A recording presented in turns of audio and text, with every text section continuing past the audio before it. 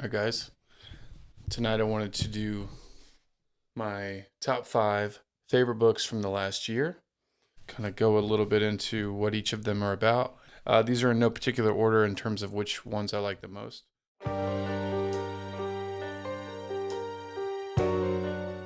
The Brothers Karamazov by Fyodor Dostoevsky. This is a fantastic read. It is one of several really good books from Dostoevsky. It's about 3 brothers and their dysfunctional relationship with their father, and it explores themes of faith versus logic and reason.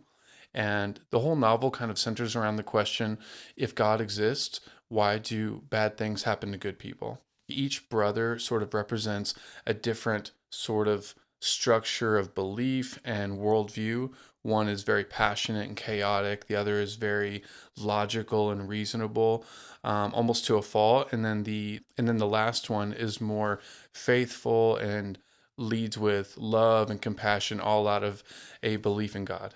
So they all have this really fascinating dynamic, which represents these different perspectives and makes for one of the best books I have ever read in my life. Absolutely one of the best books of the last year. So that's why it is top 5. It might be number 1, but again, I have not ordered these. So, uh, again, The Brothers Karamazov by Fyodor Dostoevsky.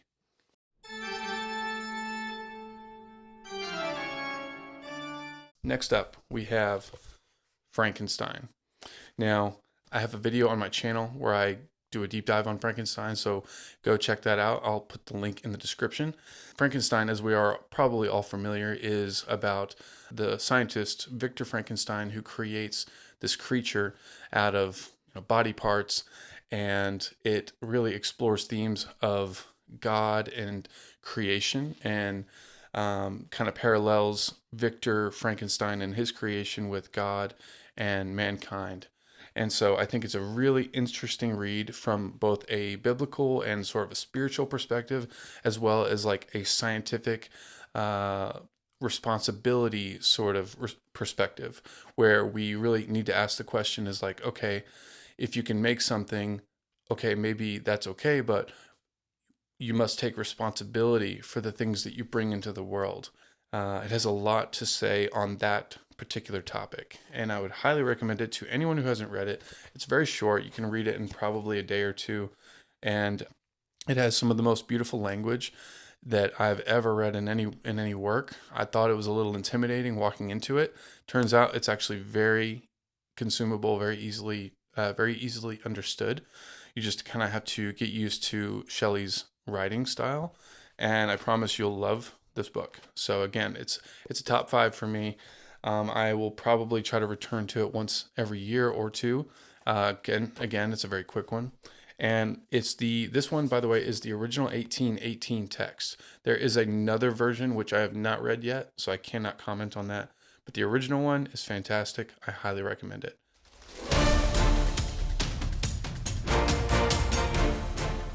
The Count of Monte Cristo by Alexandre Dumas.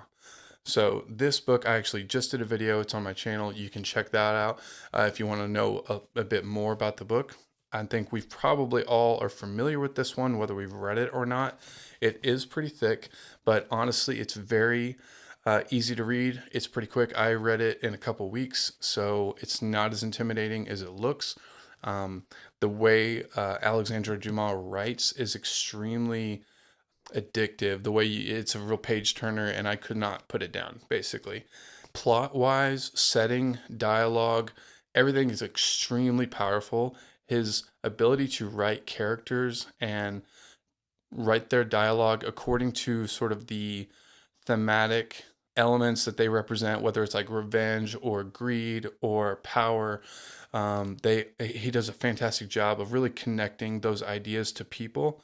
And the high level story, which I guess I should say, the story is about a man who is betrayed by several other men and imprisoned wrongfully.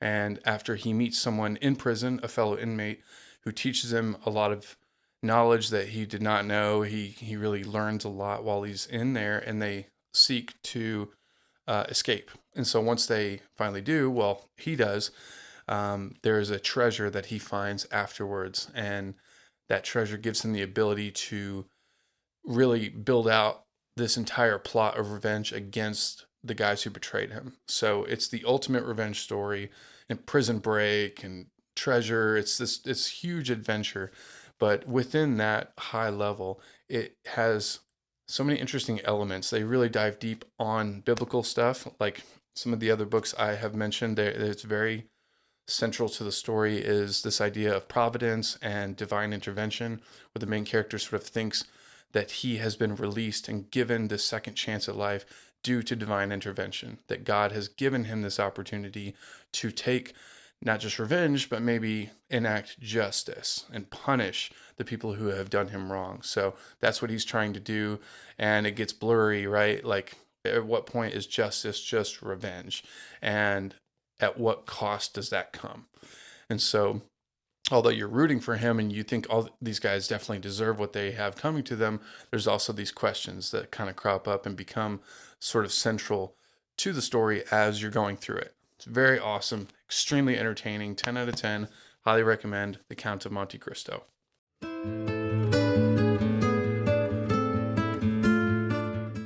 And next up, we have War and Peace by Leo Tolstoy. Absolute fantastic book. Another pretty thick one. This one will take a while if you decide to read it, if you have not read it yet. I highly recommend it. It's absolutely worth your time. However, I will say as a disclaimer, it's not the quickest read, even though it's about the same length as The Count of Monte Cristo, which I had just recommended. It will take a while, and that's a good thing. It's a bit by bit. You take one bite at a time. Tolstoy, he does a fantastic job at telling the story, which the story is essentially during the Napoleonic Wars, France, led by Napoleon, he goes to war with the rest of Europe, and he invades Russia. And so this book takes place between 1805 to 1812. And 1812 is really whenever he invades Russia. So that's like most of the book is that year. It's really about that war and the backdrop, and then the characters that are like the characters you're following are three characters mainly: Pierre Bezukhov, Natasha Rostov, and Andrei Bolkonsky. All three are young but aristocratic, kind of upper class people, and it's really about their journey and search for meaning and purpose and glory and ambition, and navigating this world and trying to understand their position in it, all the while this war is taking place, which is completely radically changing their entire world around them at the same time. And so that's the story, but then woven throughout it is all this philosophy about free will and determination or predetermination, and whether we have fate, and to what degree any one person has control over their life, and the way that changes the greater the number of people involved in a situation. So it's a whole lot to talk about, and I don't want to spoil it, but if you are interested in watching a full-length video, I do have one on my channel, and it goes much deeper into this. So if you want to learn more about what I thought about it, you can go there and watch that. But Leo Tolstoy, he has some of the best text I have ever read that really explores the ideas of life and death, meaning and love, and just the pursuit of knowledge, and trying to figure out who we are, why we're here, and where are we? All these big questions. So couldn't recommend Tolstoy enough.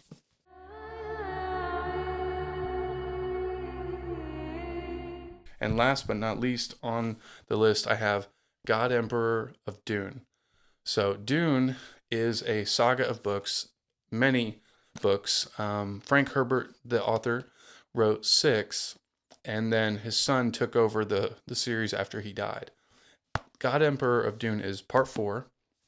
Part 1 is also really great, and probably a top 10 book for me, but I didn't read it last year. I read it the year before, so this is just the last year. God, Emperor of Dune, though, is about Leto II, which is, if you're familiar with Dune, is about this man named Paul, and he's sort of like this messiah figure on the planet Arrakis, which is like this really resource important planet, and they have this spice resource. It's kind of like oil or water, or, some equally important resource.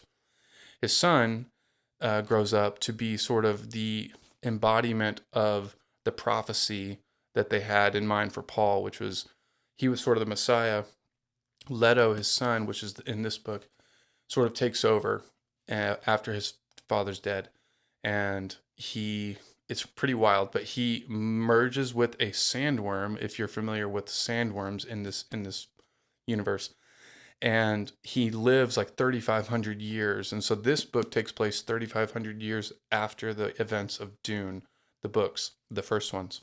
And he's this sort of immortal figure because of this merging with this sandworm thing. So it's really kind of creepy and like surreal to read, but it's also about power and religion and like the authority that we grant to people who sort of represent these spiritual ideas.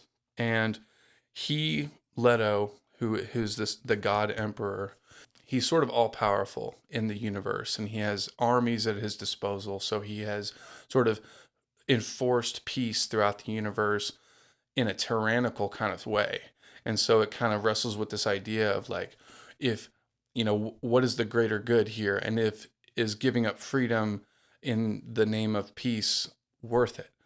And it's all in his sort of pursuit of this thing he calls the golden path, which is the ideal timeline and sequence of events for humanity so that humanity can survive. And so you kind of question like, okay, is this for him or is this for humanity? It's kind of very like intentionally blurry, I think. At least that's how I read it. Anyway, fantastic book, super crazy. Will kind of warp your mind a little bit, especially if you've read the first books. This one takes it to a whole different level. So highly recommend this one.